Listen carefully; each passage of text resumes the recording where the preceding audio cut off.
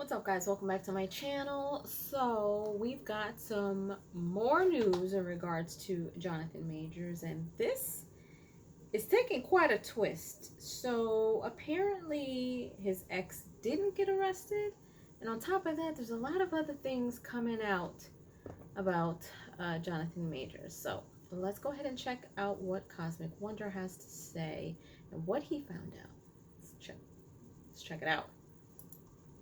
Hey everyone, welcome back to the Cosmic Wonder. I'm Warren Thompson, and today we have some new developments in the case of Jonathan Majors. Recently, things were looking pretty good with Jonathan Majors and his case where he is being tried for several cases of assault against his ex-girlfriend Grace Jabari. Jonathan Majors was arrested for allegedly assaulting her, but recently, in a report from Newsweek.com, we found out that Priya Chaudhry, Jonathan Majors' lawyer, and Majors himself provided the NYPD with enough evidence, along with the NYPD conducting their own investigation. The NYPD found probable cause to arrest Grace Jabari, the person who is the alleged victim in the Jonathan Majors assault case. But Jonathan Majors has now claimed that she assaulted him, and this was the evidence they provided and the evidence that the NYPD found to find probable cause to arrest her. And Majors' lawyer, Chaudhry, said this, and I quote, "Within hours of viewing the evidence and conducting their own thorough investigation, the NYPD found probable cause to arrest Grace Jabari for assaulting Jonathan Majors. Considering this development, we extend our gratitude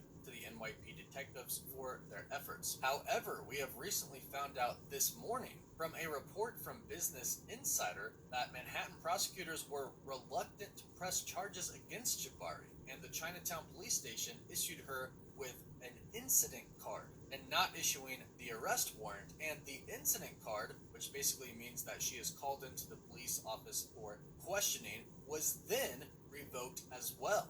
Basically, the NYPD Chinatown precinct changed their mind. According to this report from Business Insider, Why? they decided to not arrest Grace Jabari. So they had the intent to arrest her, but then canceled that. Then they gave her the incident card, but canceled that as well. And according to a report from the NYPD to Newsweek, they stated, regarding the incident that occurred on March 25th of 2023, the investigation is ongoing. There are no additional arrests at this time. Basically stating that despite what Priya Chaudhry, Jonathan Majors' lawyer, and their team presented them with, and despite what they said originally when presented with this evidence, they are not going through with the arrest. So things were looking pretty good for Jonathan Majors until the NYPD revoked their decision. And now, last night, Rolling Stone released a huge article about Jonathan Majors and how he has been known over the past decade for extreme abuse. Rolling Stone states that they have done a 3-month investigation, talking to many of his past co-workers and schoolmates, speaking with over 40 people who have known Jonathan Majors, and now RollingStone.com has come out with the article basically stating everything that they have learned about Jonathan Majors and what people have said about him, with the article titled, "Jonathan Majors' extreme abuse allegedly goes back nearly a decade." So we'll break down this article, talk about what it means for his case, and talk about what it means for Jonathan Majors' role as Kang the Conqueror in the Marvel Cinematic Universe. The subtitle for this article reads, "Majors was abusive with his partners, aggressive on sets, and a source of toxicity at Yale." 24 sources tell Rolling Stone. Majors vehemently denies all accusations. Rolling Stone goes on in the article to say, during this 3-month investigation, Rolling Stone spoke with more than 40 people who have known Majors during his time in graduate school, his Hollywood career, and his romantic relationships. Many describe Majors as being a complicated, unpredictable, and sometimes violent man who can switch from charming to cold in a flash. And they do state here that all of the sources for this article request to remain anonymous, citing fear of career repercussions and personal retribution from Majors. Some claim they were prohibited from speaking, and Rolling Stone quotes here, "My only response can be that I am silenced by an NDA he had me sign," says one person who worked with Majors. So all of their sources and statements that they are getting from these witnesses are going to remain anonymous. And the article is very long and pretty repetitive, but I'll give you the main details that they have found out with speaking with all of these different witnesses. Rolling Stone states, throughout conversations with more than a dozen sources, Rolling Stone has learned of 2 women Majors allegedly abused either physically and or emotionally. Now again, this is allegedly, so this is not proven, and in parentheses it states, the two women declined to comment for this article, with one of the women, through a spokesperson, citing fear of retribution. They continue on to state, one woman who dated Majors was strangled and physically and emotionally abused. 9 sources familiar with their relationship claim.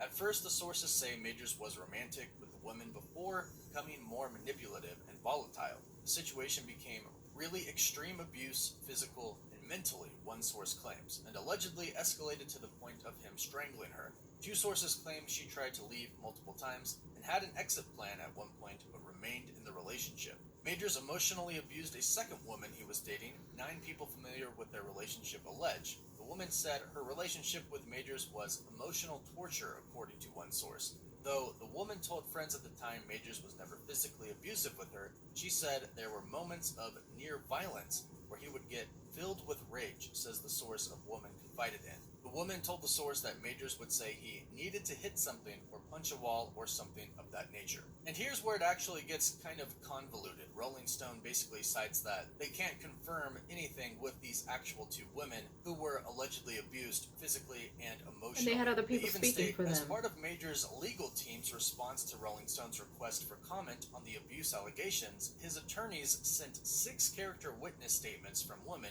who Majors had dated or was close with. Majors' attorney noted in his statement that Rolling Stone was provided statements from Mr. Majors' actual past romantic partners attesting to his character and the falsity of the charges, but Rolling Stone purposefully ignored those facts and red flags and published the false charges anyways. But then Rolling Stone states that, in fact, Rolling Stone reached out to all 6 people. 3 say they never gave Majors' team permission to release such statements. Another woman declined to share the statement credited to her by Majors' team, saying it was pre-written, not truthful, that she had never approved of its release, which is really, really odd for a law firm to do. They typically would not do that unless they did actually have consent to send those statements in. Right. So that's a really interesting mix-up here. However, they do state that one woman did consent to making her statement public. It is Haley Carter, a woman who Majors dated from age 13 to 18, described Majors as sweet, kind, and gentle in a message drafted in late March. After 20 years of knowing him, I can tell you who Jonathan is. He did not do these things. He is exactly the opposite of what these allegations say. Jonathan is the most self-controlled, disciplined, well-mannered person I know. We all call him the peacekeeper. He is not violent in any way. Now, the article also says it speaks with people that have worked with Jonathan Majors in his acting career, or people that were his co-students at Yale, and they all say that he was really hard to work with and be around. However, here is what Jonathan Majors' team had to say in response to all of these allegations. They state, Jonathan Majors vehemently denies Rolling Stone's false allegations that he physically, verbally, or emotionally abused anyone, let alone any of his past romantic partners. These allegations are based entirely on hearsay because neither of the romantic partners referenced were willing to engage with Rolling Stone for the article, demonstrating their outright falsity. This is coming from Jonathan Majors' attorney, Dustin A. Bush, who also stated that Jonathan Majors also denies any allegations of abuse, violence, or intimidation during his time at Yale. The allegations that Mr. Majors got physical with or physically intimidated anyone on any movie set are downright false. Everyone who has worked with Mr. Majors knows that he employs an immersive, method acting style, and while that can be misconstrued as rudeness at times, those who know Mr. Majors and work in the industry have attested to his dedication to his craft as well as his kindness. And that is pretty much the basis of the article. Rolling Stone states anonymous sources have said that Jonathan Majors is very intimidating, very pushy, very hard to work with, and that a couple of relationships he was in, he was emotionally abusive, and in one, physically abusive. But these 2 women would not speak to Rolling Stone. And it doesn't seem like anybody from any of the recent movies that he's worked on is willing to come out and state anything about the case either. So right now, this is all hearsay. It is. And more importantly, this won't actually affect his legal case. Now, it could still affect his standing with Marvel Studios, but we'll talk about that in just a bit. As far as the case is concerned against his alleged abuse against Grace Jabari, there isn't too much that can be used here in court. Yes, they can present anonymous sources, but what they would really need is the 2 previous girlfriends to go to court and testify. Right. And even then, that is for a completely unrelated case. What he is in trial for right now is the several cases of assault against Grace Jabari specifically. And based off of the details that we have learned over the past couple of months, Jonathan Majors and his team seemingly have substantial evidence to prove that he is innocent, they claim. And some footage has even been released publicly, showing Grace Jabari after the alleged assault, right after the alleged assault at a nightclub, appearing to be perfectly fine. She claimed that Majors broke a finger on her hand, and lacerated her ear. And in the footage, we can see that her hand is perfectly fine, and that her ear is also perfectly fine as well. And Majors' team claims that they have much more evidence, including CCTV footage, which was used to get Grace Jabari arrested for assault against Majors himself, and they have many eyewitnesses that are willing to testify on Majors' behalf, including the driver who was driving Jabari and Majors when the supposed assault took place. So I'm obviously not a lawyer, but I'm not sure any of this is really going to affect his case right now.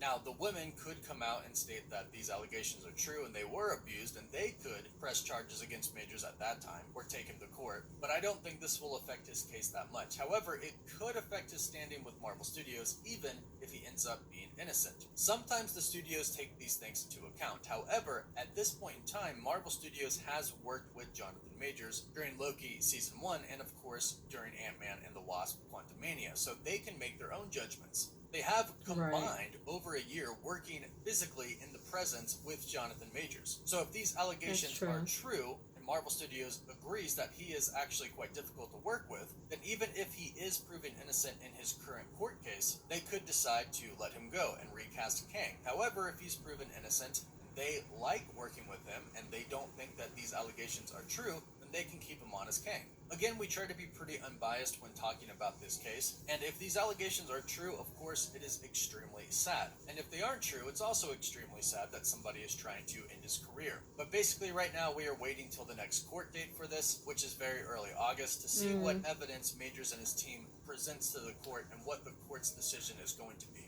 But of course, if we hear anything else on the updates of this case, we'll be sure to let you know. So hit the subscribe button and hit that notification bell so you don't miss out on any of the latest videos. Also, today is the last day to enter our monthly giveaway for a chance to win an Xbox Series X, a PS5, some Marvel Legends items, or some DC items. We pick a winner at the end of each month, and the winner gets to pick one item. Only one day left. You can also follow us on Patreon, our website, and join our Discord server, and of course, Instagram and Twitter. As always, thank you all so much for watching. Woof woof.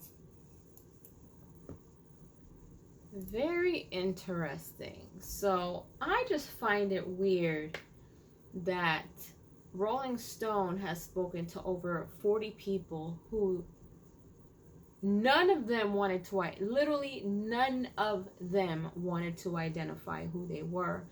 And on top of that, there are two women who have basically other people speaking for them, and they don't want to say who they are. And it's just interesting how this whole situation is just really weird. It's just really weird. Like, if it was well known that he was so abusive for the past decade, why is this the first time that we're hearing it?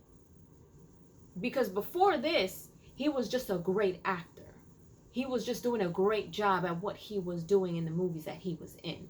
Nobody was talking about any type of abuse. Nobody was talking about anything that he dealt with. Nobody was talking about anything of his past up until he had this incident with his ex-girlfriend. But if it was so known, we would have heard stuff here and there, because there are seasoned actors out there who we've heard of over time who have been hard to deal with, or they don't, they come off with an attitude, or, one of them being J-Lo. How she has all these ridiculous requests and how she's rude and all of this. But we've heard that stuff over time. We haven't heard that when something went bad. You get what I'm saying? So I'm just curious to know, where was all of this throughout this last decade, where it was so known that he was this difficult and this abusive? And, granted, yes, there are NDAs that are signed, but you're telling me that he has everyone who he comes in contact with sign an NDA so nobody talks about him? Like, is it that? Is it that? Or is it that this is all just hearsay and people are now trying to drag his name through the dirt and really take him down for whatever reason? You know what I mean? And the fact that they did not arrest this chick after being provided all of this evidence, and on top of that, they gave her what was some type of card to be questioned. They even took that away from her. So they're not even doing anything with her. They're not arresting her. The proof doesn't mean anything. I guess because they're going to court now, maybe they're waiting to go to court to present all of this stuff to get in front of a judge so the judge can judge, you know, and really sift through all of this evidence and try to find out what was going on. Because I would think that if there is enough evidence to arrest someone for physically touching someone, or, you know, being aggressive with them, fighting with them, putting their hands on, whatever the case may be, there's a protocol. You've got to arrest this person for abuse or whatever the case may be, right? If it wasn't enough, these detectives wouldn't have said this is enough to arrest her. I would like to know what got them to the decision to change their minds in arresting her, and on top of that, revoking that card that they gave her to be questioned at the police station. Like, what happened there? Who did they speak to? Who pulled that the plug on that? Like, there's a lot of like iffy stuff, you know. I mean, if he is abusive, and if he has been abusive for the last decade, he needs help. He needs help, and they need to do whatever it is that they need to do. Right is right and wrong is wrong. I'm not taking sides, but it's just looking real sketchy at this point. Like, they're pulling stuff out of the woodwork. Nobody wants to speak for themselves. I think only one person stated that they had signed an NDA that they couldn't speak. Everybody else is speaking but doesn't want to be identified. The two chicks that he was dealing with can't speak, but they got other people speaking for them. This is all just starting to get real messy. Really, really, really, really messy. And I'm really curious to know why they're pulling all of these things from his ex and they're not making a move on her. Like, what happened? You know what I mean? I don't know. I'm pretty sure there's going to be a lot more that's going to come out, especially once it gets closer, or unless we want to wait until their next court date, which is early August. We have to see, but I don't know. It's one of those things where you can't side. You can't side because we don't know what type of evidence she has. We don't know what her legal team has against him. We don't know if there are people who have broken these NDAs and are willing to talk and testify and things like that. And like you said, like, they would have to be willing to testify and be in court and state these claims if that's what they're claiming. Like, at this point, I just feel like they're just throwing fuel to the fire and they're trying to, you know, get whatever they can to continue this fire burning on them. You know what I mean? And I don't know. I mean, Rolling Stone putting this article out with all of these claims